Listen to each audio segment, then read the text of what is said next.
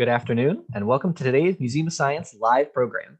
My name is Eric, my pronouns are he, him, and I'll be your moderator during today's program, which means I'll be fielding all of the questions you ask our special guest. Today's special program is all about the Space Launch System, NASA's next generation rocket. It's being built and tested right now, and when it launches, it will be the most powerful rocket in the history of human spaceflight. We're very lucky today because we have joining us a NASA engineer, Brent Hartsfield. He is the lab manager and team lead of the Materials Mechanical Test Facility, and he's going to give us an overview of the Space Launch System, as well as some upcoming important tests that will be performed to perfect the rocket before it's used to launch humans back to the moon and one day, perhaps even further. If you're joining us on Zoom today, to ask a question, please just press the Q&A button at the bottom of your screen. Include your name and age if you'd like a shout out. You can go ahead and start typing those questions at any time throughout the program. If you'd like to see captions, you can click on the closed caption button at the bottom of your screen on Zoom and select show captions. And if you're joining us on Facebook and YouTube, we won't be able to take your questions or see your comments, but hi, we're happy you're tuning in. So at this point, I'll invite my special guest, Brent Hartsfield, to turn his camera on and introduce himself. Brent, thanks so much for joining us today. Hi, good morning. It's a pleasure to be here. So I'd like to first thank everyone for joining in today. It's a privilege to be able to share an amazing story about a fantastic space vehicle, the Space Launch System. And I can't wait to tell you all the neat and wonderful things about it and then field all your questions. So we'll go ahead and get started on the presentation.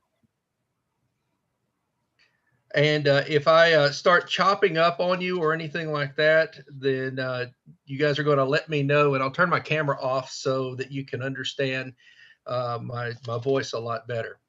So the Artemis program was named after the twin sister of Apollo. So you remember back in the 60s when we were going to the moon before, that was the Apollo program. So they named it Artemis as the twin sister, and what better name to call it than the vehicle and the program that's going to take the first woman to the moon and put boots on the ground. So I think that's quite appropriate. We should be landing on the lunar surface around 2024, and we intend on landing somewhere around the South Pole. Of course, a lot of folks are going to wonder why we would go to the South Pole. South Pole is where we have the most sunlight consistently. We're going to be using a lot of solar panels and alternative energy generation down there. And so we'll want good line of sight both to the Earth for communication and also to the sun for that power generation.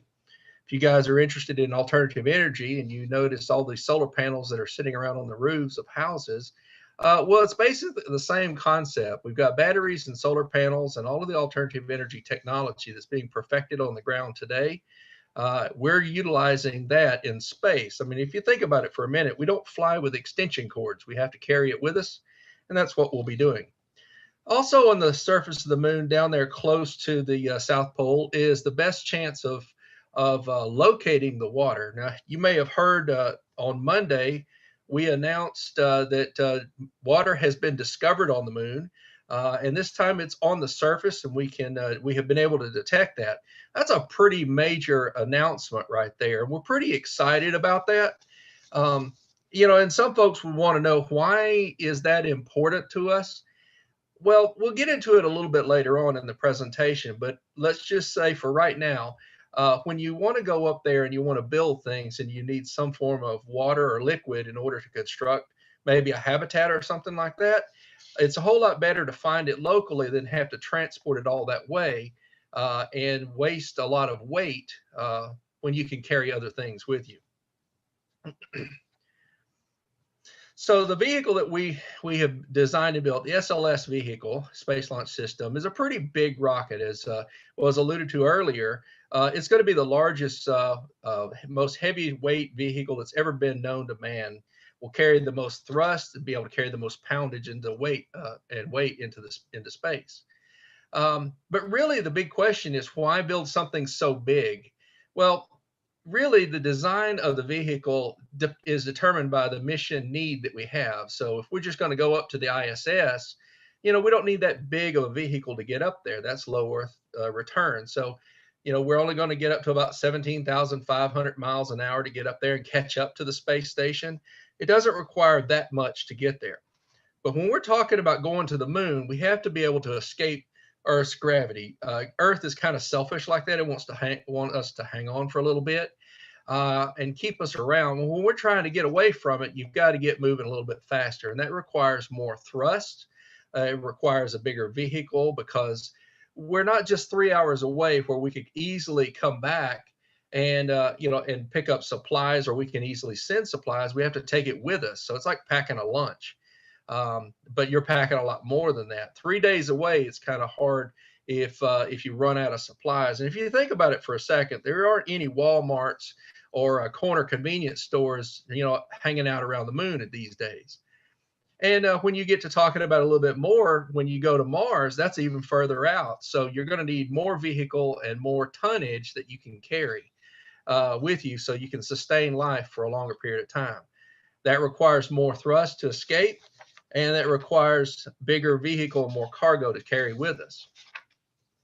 Now, the Space Launch System unto itself is the largest vehicle that we've ever built. Now, it's a pretty close replica over to the actual Saturn V, which was the Apollo program. You see it side by side there. And you compare that to the Space Shuttle, which was relatively small, but one of the more prolific programs that we've had out here. One of the things I'll point out here, the first one that we fire off, that's the Block 1 you see there next to the shuttle. That one alone is going to be able to throw about 60 to 70 tons of weight into the atmosphere and ultimately out to the moon. Now, that's no small measure by any stretch. By and large, it's going to be about 5.75 million pounds of weight. And that's before we get into the larger configurations when we put men and women on top of it, and we want to carry a whole lot more stuff with us when we get there. The larger version you see there has the exploration upper stage in it, that white section with the flag on it. And that's going to give us more thrust to carry more stuff with us when we go out there with human beings. So it's going to be pretty exciting. But the beautiful part about this rocket system is that it's configurable. It's a flexible design. So if we're sending astronauts up there, we can put a capsule on top.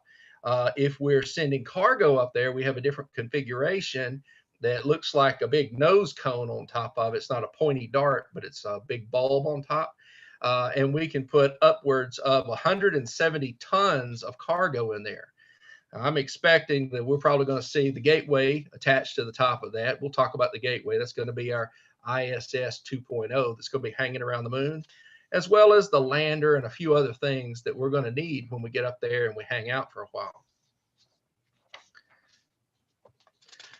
So to get to space from sitting on the ground, we've got to have a whole lot of thrust, a lot of power to get us up there, especially if we're throwing that much weight into the atmosphere.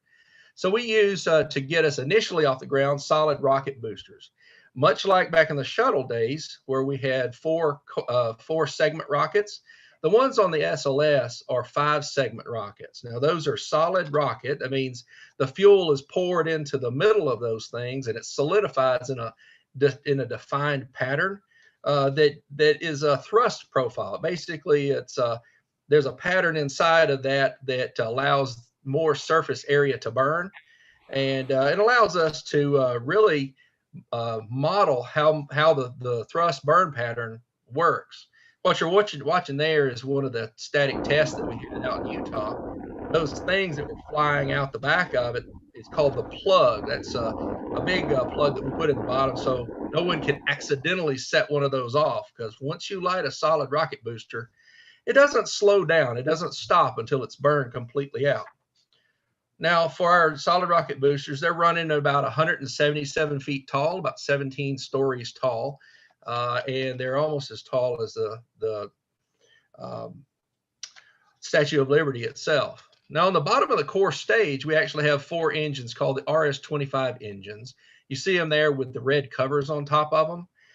If you remember back in the shuttle days, and you'll hear me compare that a lot because we do believe in reusability at NASA, each of those 4 engines you see attached to the bottom of that core stage have been to space once before, maybe even several times before, because they are left over from the shuttle days.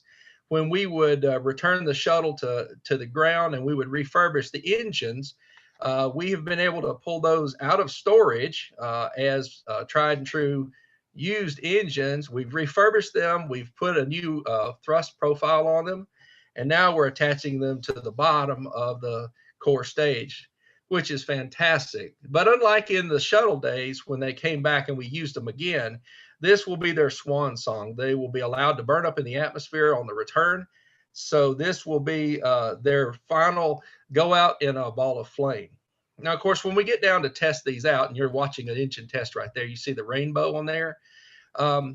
These engines burn a liquid hydrogen and a liquid oxygen mix. So if you do some simple science from your science days, that forms water or water mist when it burns. So it's a clean burning fuel mix right there that ends up creating clouds. We call it rocket rain as it flows out the back.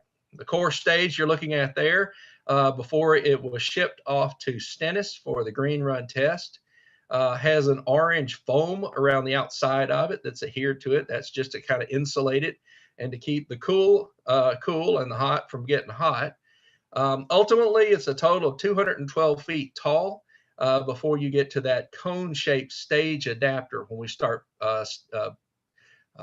putting things on top of it, like the upper stage or the ICPS. That's a smaller upper stage for the first flight. Here you see we're loading the core stage into the B2 test stand down at Stennis. Down in the bottom, you'll see the barge where we actually floated it down there on the Mississippi River. The barge itself, the Pegasus, is basically a super guppy type barge. It can hold the entire core stage, and among that, a few other things. We'll actually bolt that thing down into the B2 test stand, and here about November the 14th, you'll be watching for that. We're going to light all 4 engines at the same time. And that's what, the whole point behind putting it down there before we go to the pad is to make sure all of the systems are functioning properly in real time together. A complicated system like the core stage takes a lot of things to get it going. The lab that I worked in prior to being over the material test lab was called the SIL, the System Integration Lab. And that's where the 3 avionics rings of the core stage are all tied together. They communicate amongst all the cables, and that's where the flight computers and all of the other pieces come together. And our job was to simulate a launch and make sure that the avionic components work together. But that's only a small element of testing before you get to the real core stage that you're looking at there. And speaking of the test right here, this is just a checklist that they're going through down there to verify that they've powered up and that they're talking properly and as expected, and that we can actually fill the tanks, the liquid hydrogen tank there on the bottom, and then the liquid oxygen tank on the top. I mentioned the 3 avionics rings. You see that graphic there. The white engine section is one of them, the boat tail. Then we have the inner tank. That's where power and guidance is located. And the forward skirt is where the flight computers live. And that's right before we start attaching other things to the top of it. Remember, it's a very configurable design. I love it. The next series of tests, we're actually going to load up the 700,000 gallons of propellant and make sure that not only pressure, but its capability to manage the fuel, the liquid fuel, is going to be verified in its full capacity. And then the final test is going to be where we light all 4 of the engines the first time ever. Each engine is going to be generating close to 500,000 pounds of thrust, the equivalent of about, oh my goodness, how many horsepower? It was almost, I think it was 80 horsepower or something. No, it's not 80 horsepower. It's 12 million horsepower. It's a little bit bigger than 80 horsepower. That's a lot of juice that's going to be flowing out of the bottom of that thing. So that's going to be something to really be watching for. So be looking for that coming up. We'll be wrapping those tests up, those final tests up at the end of the month here, and getting ready to light it up. Now, the Artemis I mission is an unmanned mission. The reason why we're not going to put anybody on it the first time around, it's the first time a design has flown. And what NASA prefers to do is fly to verify that the design works before we put our most critical cargo on board, our human astronauts. We cherish those guys very, very, very highly, and we want to keep them alive. So we're going to send one out there, remote control, around the moon a few times. This is a simulated launch right here. This is much like what we used to do in the SIL. We've launched over 12,000 times in simulation with real avionics in there to verify that they're going to do what they're supposed to do and when they're supposed to. Just a little bit of the countdown here. Takes about 40 hours to load 700,000 pounds of fuel into the rocket itself. Once that 40 hours has started to count down, we start getting down to the last hour or so. We start powering up the flight computers and a few other avionics. We start orienting them to where they are on the planet, and then we start the countdown. For the real countdown, like what you're used to, the T minus 10, 9, 8, 7, and so forth. A little bit after we launch and leave the pad itself, then we'll actually get up to a point called max Q. That's where the atmospheric pressure is the strongest as we blast through it. So if you can imagine for a little bit, when we're rocketing literally through the atmosphere, there's a lot of pressure building up on the nose cone of on the rocket. Max Q is when you reach the maximum point of pressure before you get into the thinner atmosphere up top versus the thrust that you're pushing against it. So what we want to do is we will kind of throttle back a little bit when we pass through max Q. And then once we pass through it, we actually continue.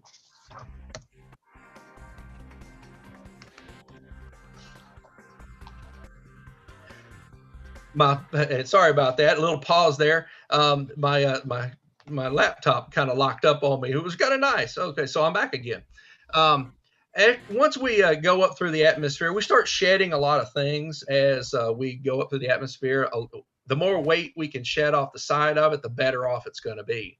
The solid rocket boosters will burn through all of its propellant in almost 2 minutes, and then they're done. And that's a lot of weight. We want to get rid of it, so we let go of it. And then we start taking off the fairings, which is hiding the upper stage. You see it right there. We start throwing off the abort system. That's more weight that we don't need, because at some point up there, there's a point of no return. And that means you're in space and you might want to get ready to get to work. Now, the ICPS, that's the commercially available upper stage that we're using on the first launch. The later ones that have the crew on board and the cargo is exploration upper stage. It's a little bit bigger. The second mission that we fly on, Artemis II, will actually have the crew on board. Once the crew's on board, that's going to be our human flight rated mission. It'll go out to the moon and back again, do a little loop-de-loop, and then we have rated it for human flight. This is our astronauts that I've had an opportunity to meet. They're a wonderful group of folks. They're in the Orion capsule here, running it through its paces, as well as training the crew themselves. And you see some of our support crew there looking out the window on the left side, making sure that the ergonomics are working good for them. They're going to be in these seats for a little while, making sure the function of the capsule is doing what it needs to do, and that they're being trained and they are doing what they need to do. And of course, that leads us all to Artemis III. That's the big show right there in 2024, when the first woman and the next man is going to step foot on the surface of the moon. Now, you see back there in the background the depiction of a lander. Doesn't look quite like the Orion capsule. It's a little bit bigger. We've got 3 companies that are working to win the lander concept. The first one is made by Dynetics. That's that bunny-looking thing with the two solar panels on the side of it. That's an interesting model right there. It's a different design. You've got in the middle SpaceX, which is built a bit of a throwback to the cartoon rockets, and they've been testing their lander out, and they've been pretty good at keeping that thing upright when they land it down in Boca Chica, Texas. Looks like they've got an elevator that comes down to let our guys get off of the rocket ship when they need to do their things. The third one is more of a throwback to the Apollo days and the lander there, just a little bit bigger and a little bit more stuff with it. That's going to be our Blue Origin, and they're working. Excuse me, not Blue Origin, our ULA partner. They're going to be working over there. These landers are designed to give us more time on the surface. Another concept you see back there in the back with some solar panels on it, so that we can have more time to explore, to develop and build habitat, learn how to do that. And that opens up the next question. Why in the world would we want to go to the moon when our goal ultimately is to go to Mars? Well, the moon only 3 days away. It's a lot easier to figure out problems and send supplies up there if we run into a problem or something like that in a very harsh environment. The moon also is going to be a good training ground for us close to home so that we can practice how to develop habitat and develop the technology. So when we do go 9 months away, we know what we're doing when we get there, and we know what to expect when we arrive. And so we don't arrive just cold turkey and have to discover it and figure it out. And it takes 9 months to get replacement parts or whatever it is that we need in order to finish up what we started. And that's pretty dangerous to take it that risky. So it's a lot closer at the moon. Now, to support that, we're going to put the gateway up floating around the moon. That's basically ISS 2.0. You see in this depiction, the Orion capsule there on the top and our lander module there on the right-hand side. This is going to be our outpost or our gateway. It's called the Space Gateway, or just the Gateway for short. This is going to be where we have a permanently manned mission around the moon. Folks will be able to, teams will come and go through here as they traverse to the moon surface and back again as we develop the ongoing exploration.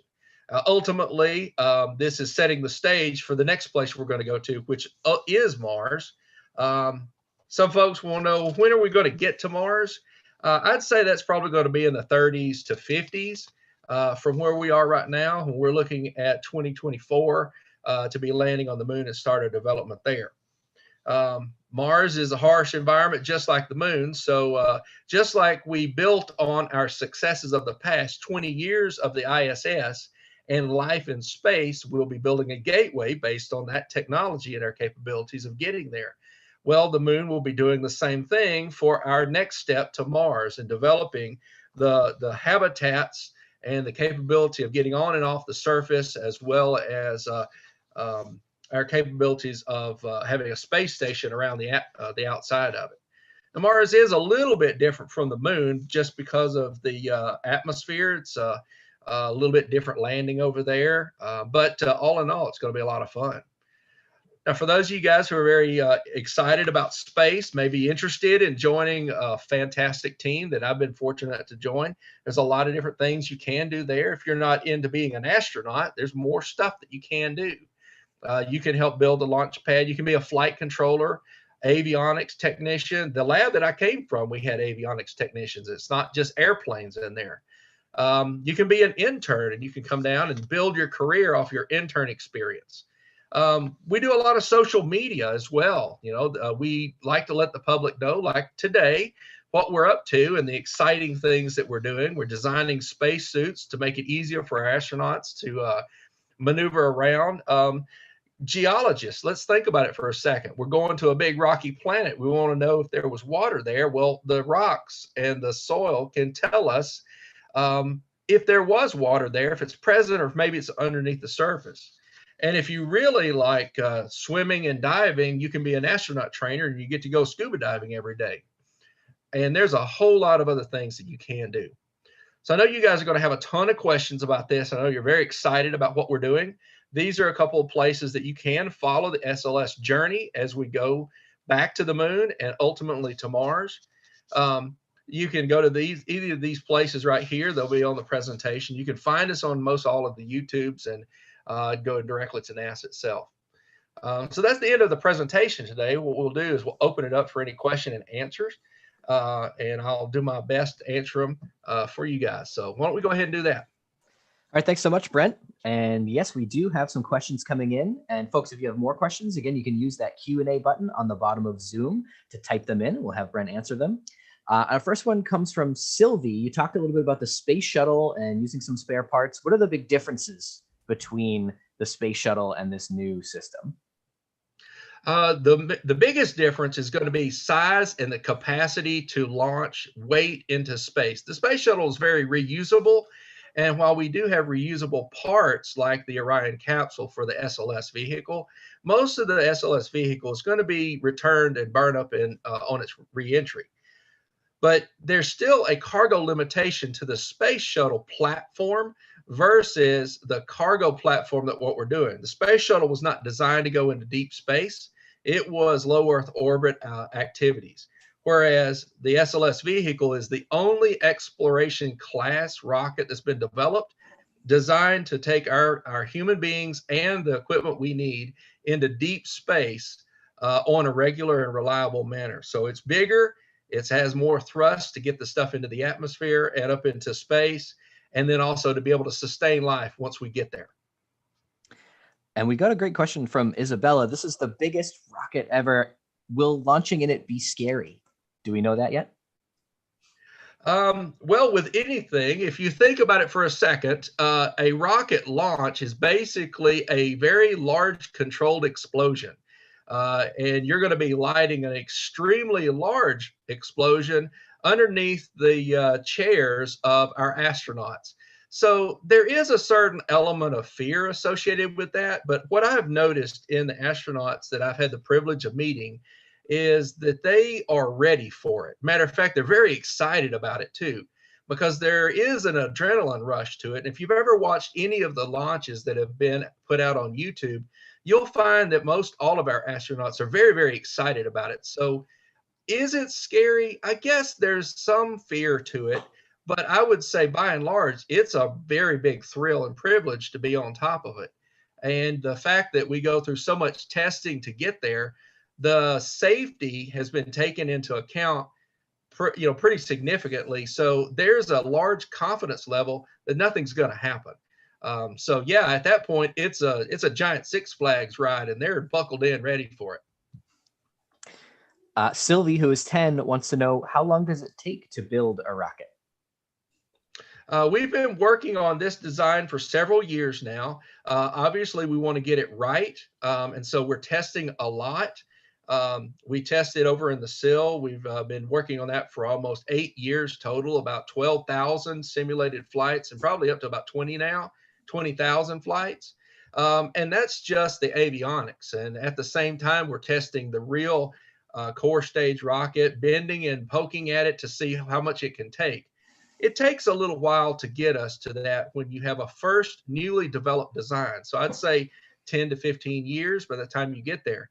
But once you have a good solid design, then we're going to use it over and over and over again. And so you're going to see a lot of flights following up after the first one.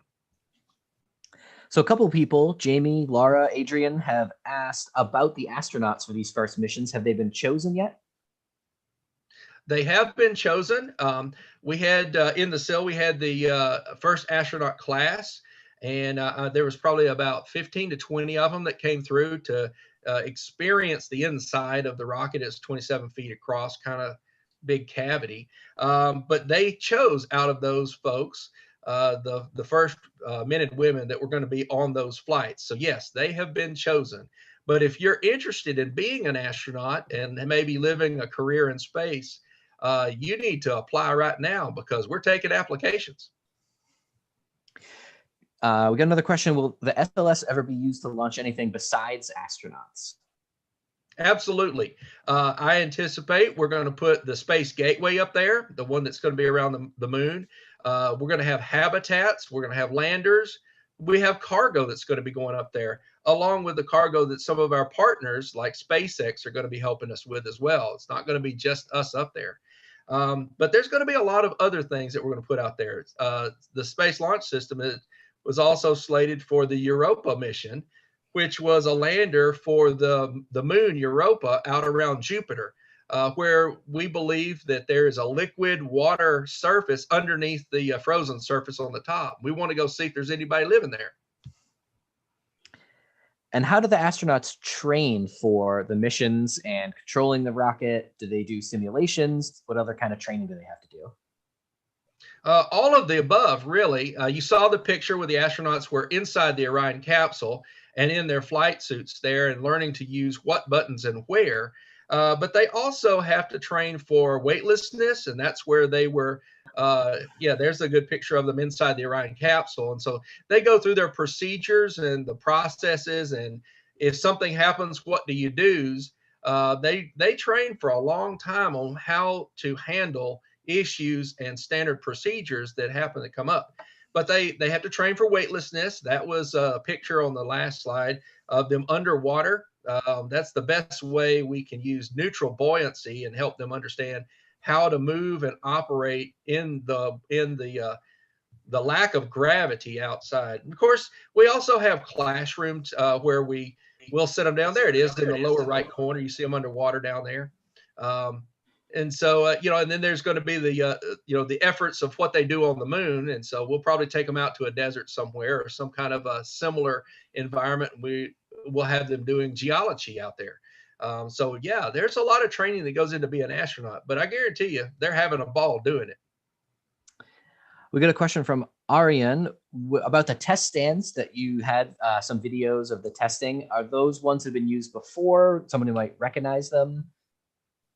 They have been used before. Now, in the Apollo days, we used the test stands here in Huntsville, Alabama, at Marshall Space Flight Center for the Saturn V.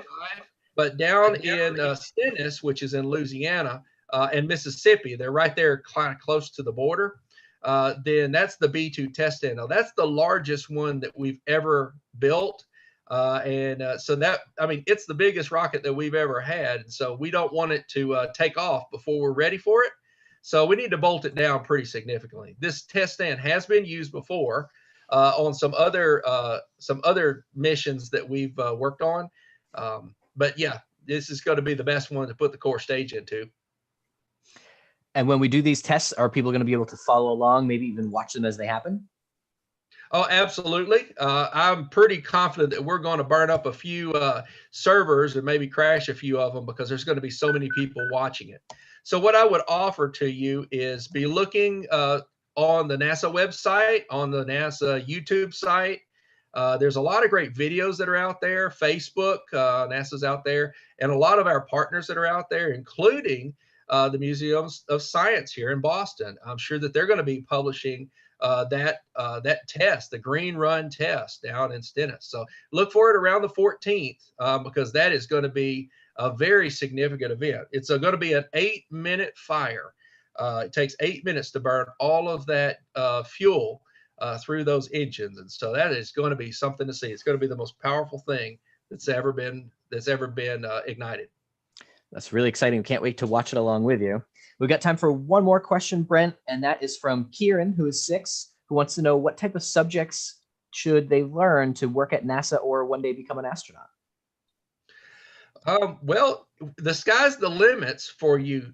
You've got a lot of opportunities. Now, you probably want to look at your science and your math. We do a lot of that here because we want to make sure that the lessons that we learn in school, we can apply here and we can back up the decisions. But there's a lot of other things that we do. We learn technology, we learn computers and programming. All of that's important to help a program like this work. And if you think about it, NASA has a lot of different things that you can learn. Now, if you're looking to be an astronaut, you might think about aerospace or maybe a pilot or something like that. You might even think about spending some time in one of our military services to prepare you for service in space. So you've got a number of opportunities that you may want to go. But I would say at the very basic level, focus on your science and your technology and your math. And that's going to really help you a long ways. All right, everyone, I'm so sorry that we still have some unanswered questions that we didn't get to, but we are out of time for this program today. Brent, thank you so much for joining us. This was amazing. Good luck with the Space Launch System. I'll invite you to say goodbye and turn off your camera now. Thank you guys very much. Y'all take care. And by all means, shoot any additional questions back through us. We'll be happy to take care of you.